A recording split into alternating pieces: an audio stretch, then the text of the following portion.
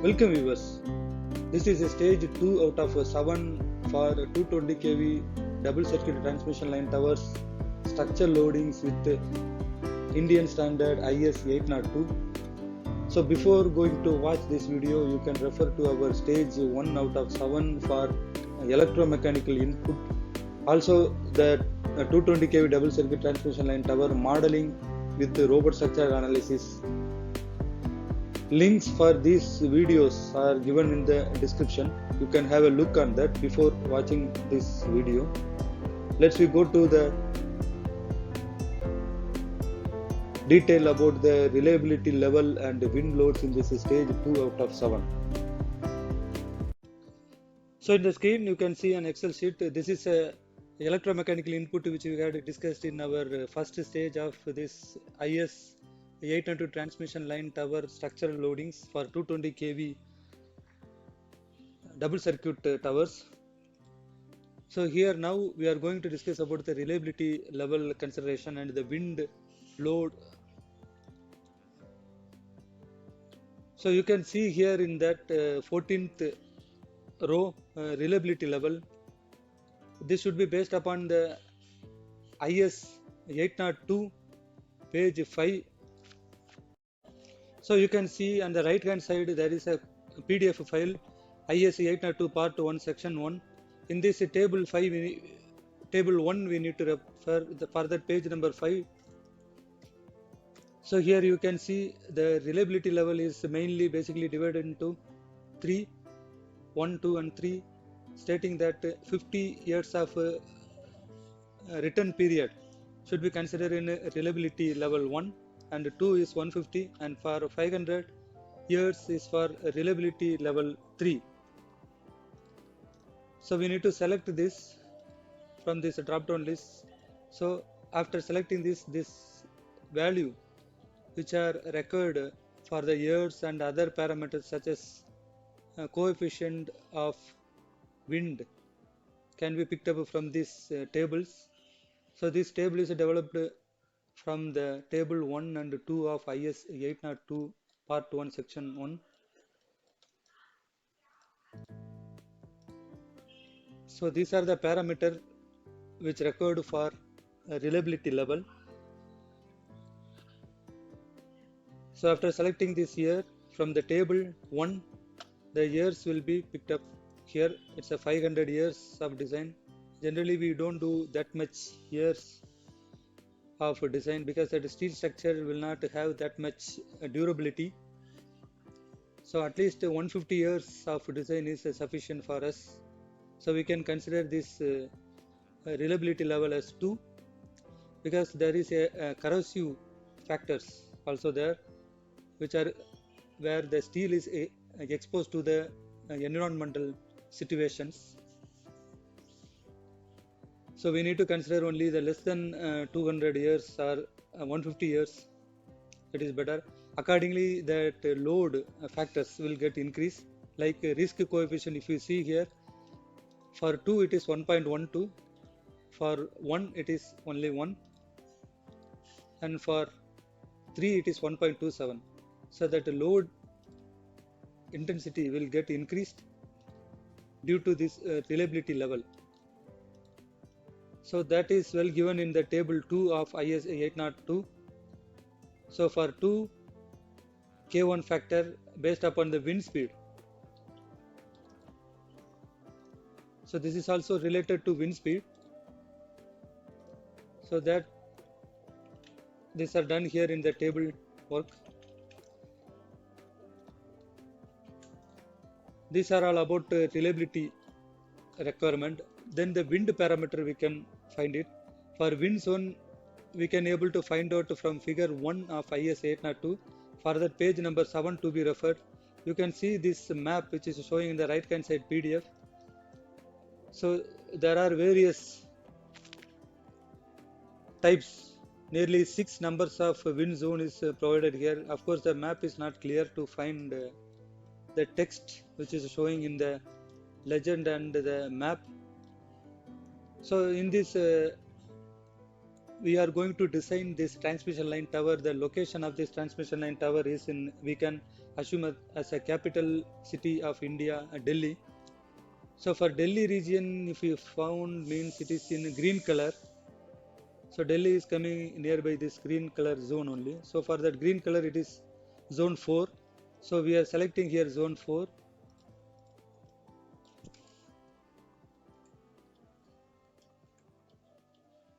So here in the table, it is listed the wind speed, basic wind speed. For zone, it is 47 meter per second. So this is picked up from this table which we already created.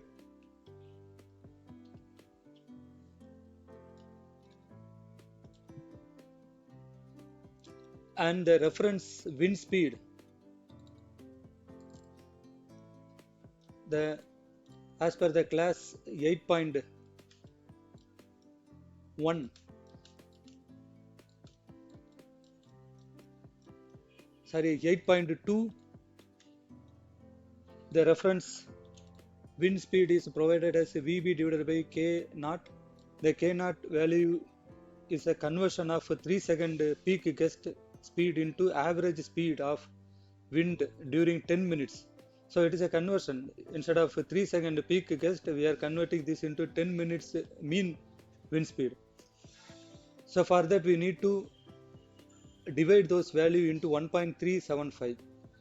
So that is what we had done here. Then our value is 34 meter per second.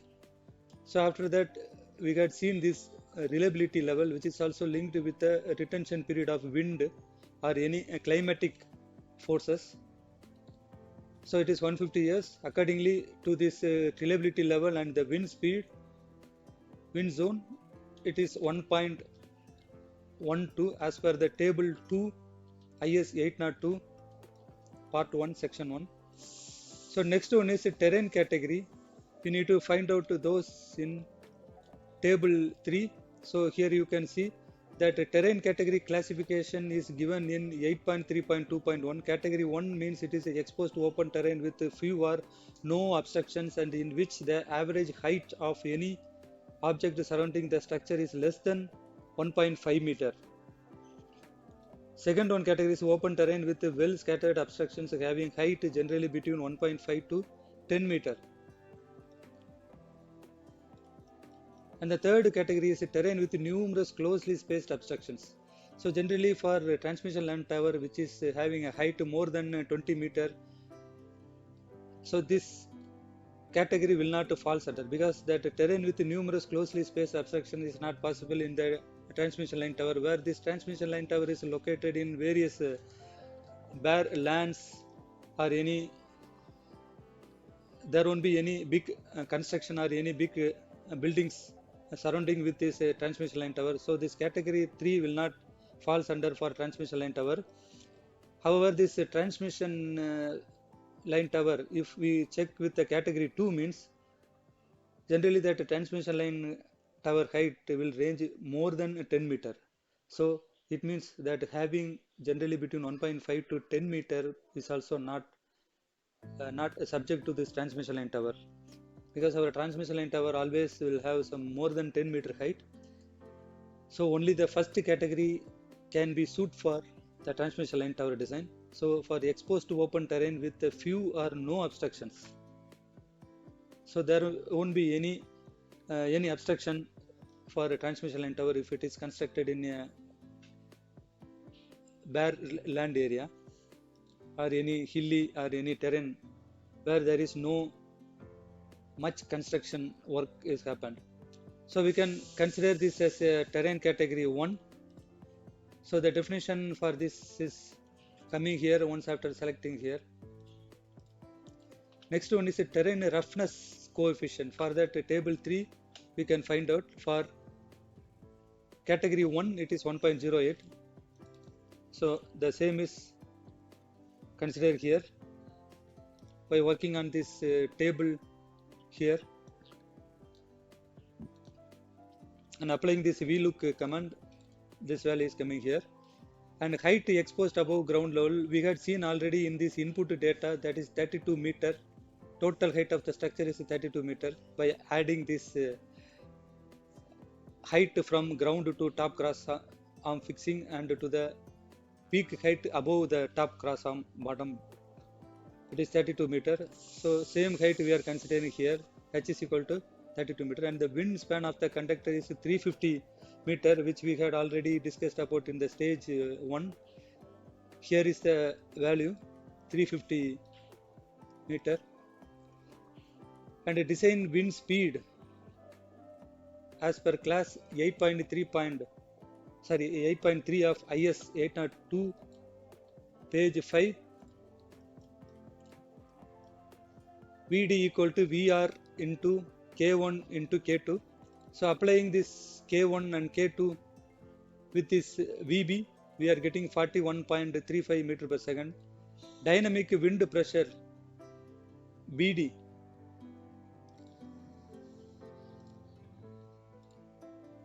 page number 6 to be referred.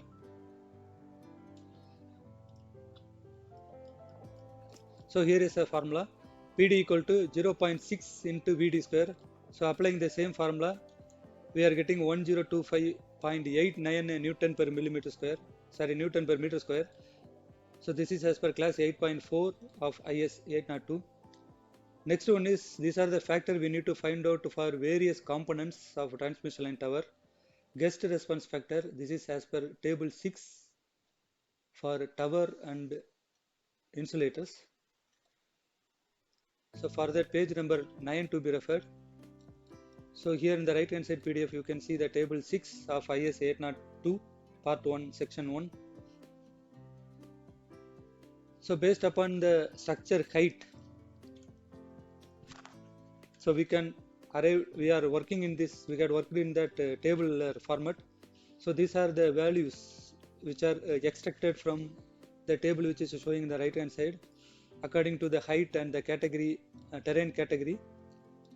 And for our calculation, we had considered the terrain category as 1. So accordingly, the height which we had considered is 32 meter. So here you can see the height and the terrain category as 1 here. So according to this 2 input, that is the terrain category and the total height of the structure above ground, this by using this table 6 value of IS 802, the interpolation had done in this table, and finally these formulas are applied here, V lookup, H lookup, and all that floor and ceiling of this 32 meter height, and finally with the interpolation of this, we are getting 1.99 as a guest response factor for both the tower and insulators. Because in this table, GT is a guest response factor for towers and GI is a guest response factor for insulators. So both the value we are getting, both the values are same. Next one is guest response factor for conductor. We need to find out conductor and earth wire. For that, page number 11 to be referred, class or table 7. So here you can see that based upon the wingspan of conductor, that is 350 meter, we need to arrive this. So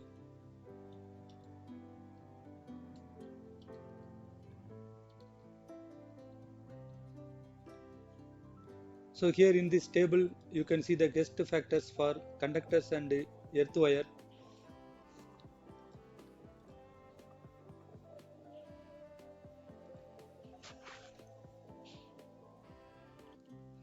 This table is 3 way of interpolation. One is for terrain category, another one is for height of structure above ground.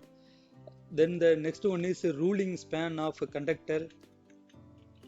So here the terrain category is splitted into 1, 2 and 3. In the right hand side you can see the table 7, and height above ground is having a 10, 20, 40, 60 and 80 meter, and the ruling span is ranging from 200 to 800 and above. So the same values are extracted here, and the interpolation had changed to 10 meter height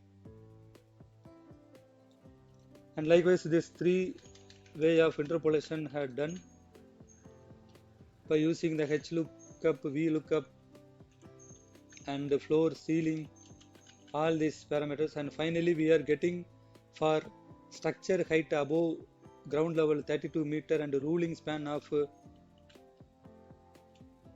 350 meter. And for terrain category 1, we are getting 1.96 the value is. So here is the value directly taken from this backup table, which are considering of interpolation. So next one is a drag coefficient we need to find out. Drag coefficient for conductor, we need to look into that class 9.2 of IS 802 part 1 for that page number 9. So you can see here CDC drag coefficient taken as 1 for conductors and 1.2 for ground wire, so that we have considered here. And for structure, as per solidity ratio, we need to consider this is to be referred in table 5. So here is, so for our calculation purpose, we can assume this solidity ratio as 0.3, or else we need to do manual calculation. Solidity ratio is nothing but it is a net exposed area of the structure divided by the gross area of the panel. So that will come in the range of 0.3 only. So we can directly consider this our speed calculation. So for 0.3, as per the table 5 IS 802, it is 2.5. So the value is extracted from here.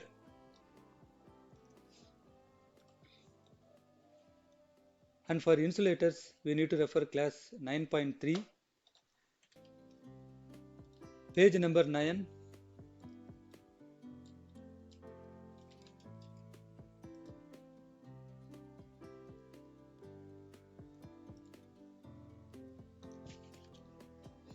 It's page number 11.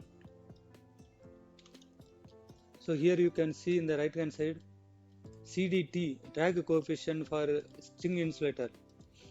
Insulator strings can consider as 1.2. So the same value we are considering here. So after finding this gust response factor and the drag coefficient, we are going to calculate the each individual wind pressure on various component like conductor, earth wire, and insulator and structures. So for calculating the wind on conductor with the gust factor and the drag coefficient, we can find out the formula in page number 9.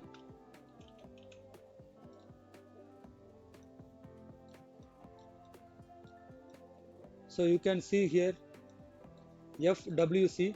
So here we are going to consider the wind pressure only by ignoring the length of the conductor, because that detailed wind force, by considering the length, we will calculating in upcoming videos. So here the PD, CDC, D and GC we are considering. We are ignoring L alone, that is a length. So by applying all the calculated value in this, we are getting WC, that is a wind pressure or wind intensity on conductor is 57.51 Newton per meter. Similar like for earth wire, we are getting 22.81 Newton per meter. Here also we are ignoring the length. So this is the intensity in terms per meter. So here also we are considering the diameter and the GC value. So here the diameter is going to change respect to that. The force is also get reduced compared to the conductor wind. So next is wind on insulator string. For that we need to refer page number 11. So here is in right hand side you can see that wind load on insulator strings is CDI PD into A1 GT. Here this A1 we are ignoring. A1 also we will be calculating in our future video. So here applying this value which we are already having the CDI, GI and PD. So we are, and also divided by 1000, we are getting 2.47 kilonewton per meter square. As we are ignoring here the area, then the value is per square meter area. Similar like for wind and structure, we are calculating using the formula in page number 9. So here PD into CDT into AEGT. So it is a trailing paragraph of this 9.1 wind load on tower. So applying this CDT and GT except the area of exposed tower structure members, we are getting 5.11 kilonewton per meter square. We are dividing this Newton by 1000 so that it can be a kilonewton per meter square. So similar like for 45 degree, that is a diagonal wind, we are multiplying this 5.11 with the cos 45, so that we are getting value of 3.62 kilonewton per meter square. So these are the content of this part 2, which we had seen, that reliability and the wind load calculations of transmission line tower structures, especially for 220 kV double circuit, which we have already modeled in robot structural analysis. So with this we can close this today's second stage session, and we will be looking more about the load classifications of transmission line tower and temperature loads with the sag tension calculation based upon the temperature and wind consideration. So these are the things we will be looking in our future video.